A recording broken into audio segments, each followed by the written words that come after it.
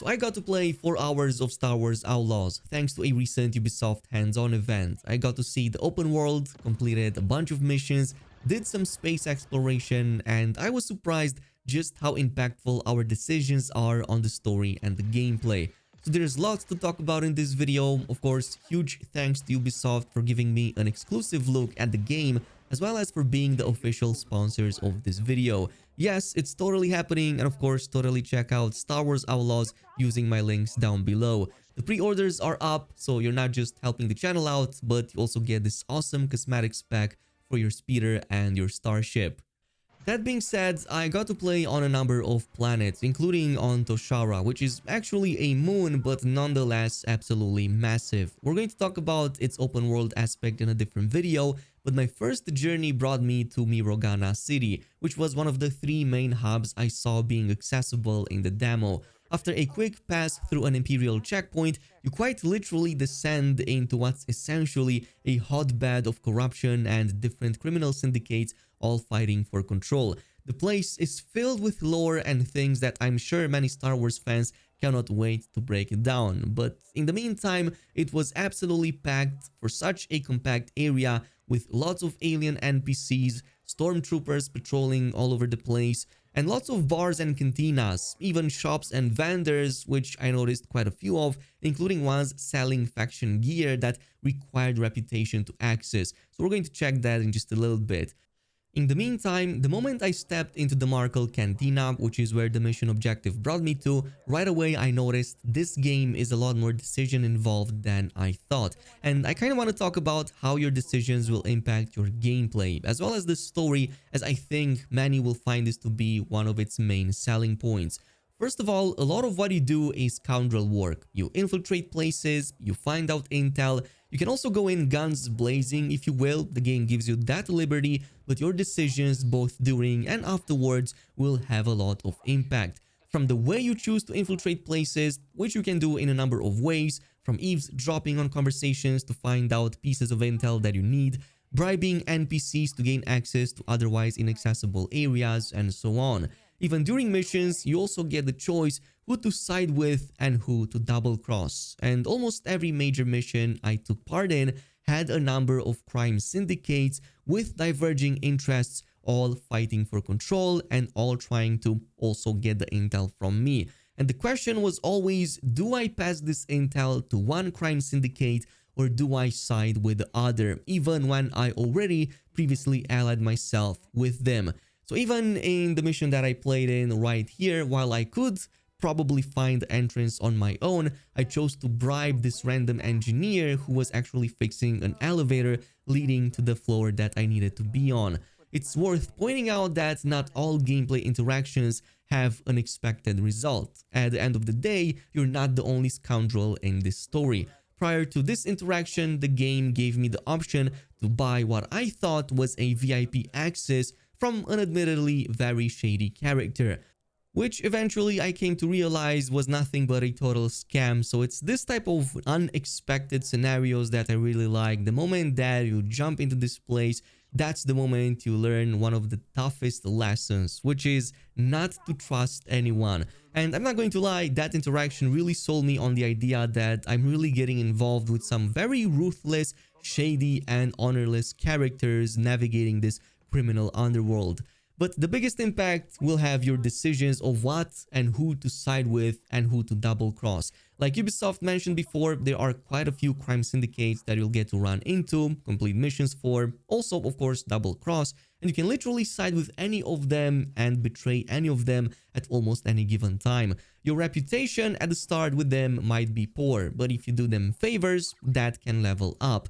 For example, after my last mission, I found who was responsible for trying to undermine one of the Pike underbosses, and I could choose to either help that underboss to gain his favor or pass that intel on to a different crime syndicate, basically to the Crimson Dawn, and gain some advantage with them.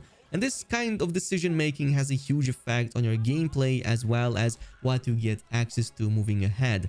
Sometimes it can be as easy as going out of the area guns blazing or walking out scot-free. Like for example, choosing to, apprehend a certain character which might or might not cause them to sound an alarm, which then leads to you fighting your way out.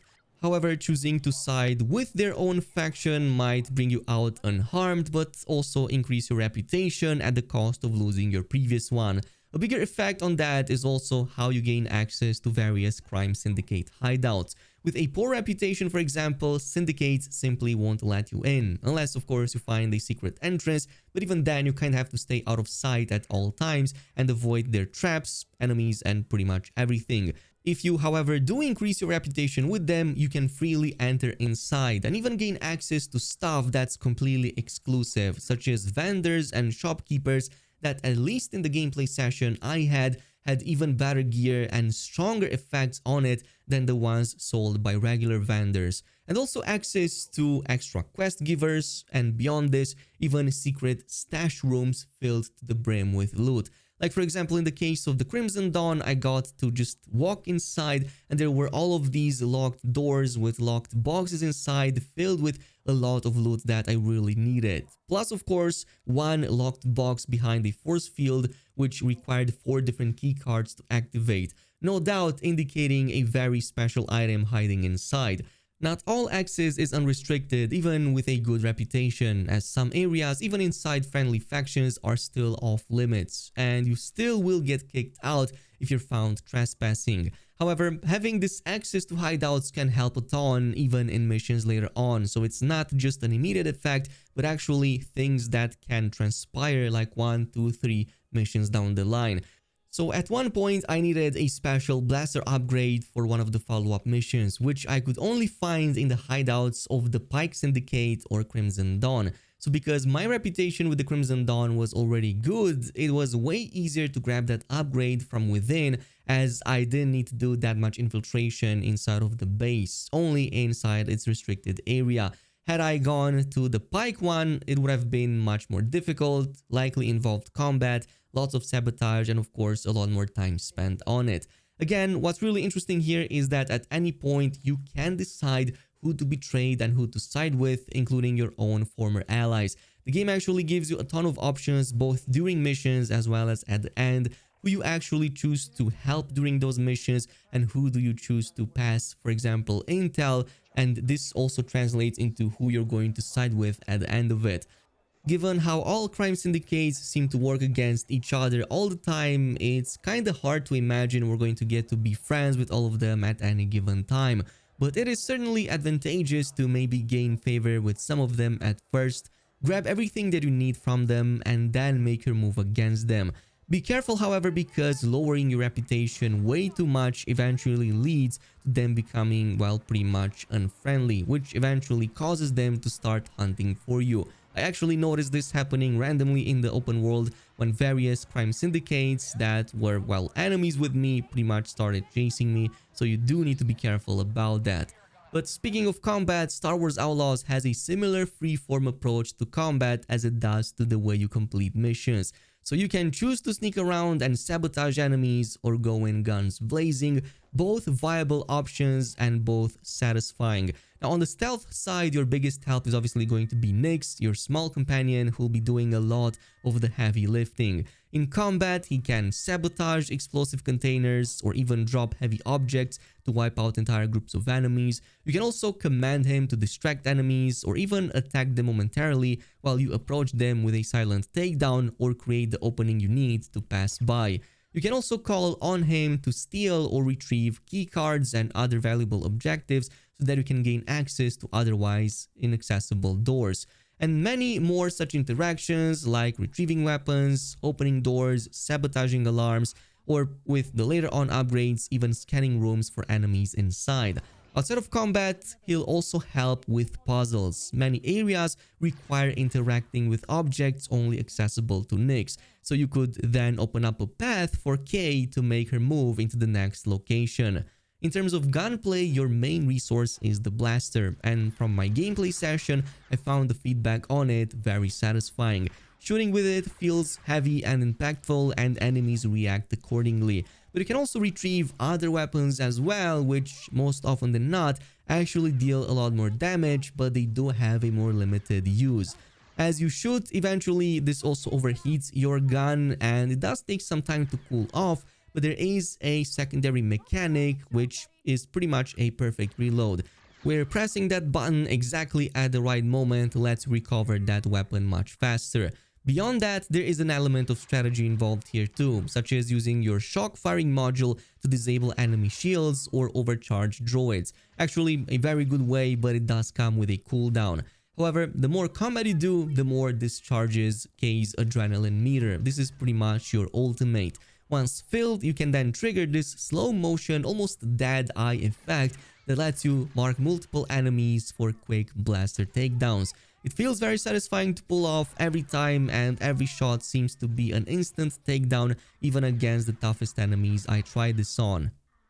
Now, in all of this, you also have various tools to help with traversal. It's not just the speeder bike and the trailblazer ship, you also have a grappling hook to help navigate the verticality of this game, which there is quite a lot of. The game makes use of it quite often, and it comes in handy not just to reach objectives high up, but also to reposition yourself or find a better angle, especially in combat. And speaking of your ship, I did get to jump into some space combat as well, and I ended up liking it more than I thought. It's definitely not as easy as it looks, and there were a few occasions when I got overwhelmed by Empire forces when persistently breaking the law, but there are later on upgrades which should make the fight a lot easier and give you a lot more tools to dispatch enemies. And it's not only combat you'll want to do in space. Actually, most of the planets have space areas around them which you can fully explore. And actually, a lot of them contain many resources and other treasures that you can find with your ship. And quite a lot of them are also protected by various enemies like space pirates or even the Empire. So there is an element of challenge here that you want to overcome if you want to make the most out of it. And speaking of that, I also noticed a lot of active events in space too. So it's not just like empty space, you're actually going to notice various other ships passing by, envoys being attacked by pirates in need of help, and even Empire ships transporting valuable cargo that you can actually go ahead and steal to maybe go in for a huge payday. Of course, this was just a fraction of my gameplay session. We have a lot more to talk about in future videos, including the open world exploration, mini games, even the wanted system, which I actually tested quite extensively. So in the meantime, totally check out Star Wars Outlaws and get the pre-order goodies by following the links down below. And I'm gonna give another huge shout out to Ubisoft for sponsoring today's video, and I'll see you guys in the next one.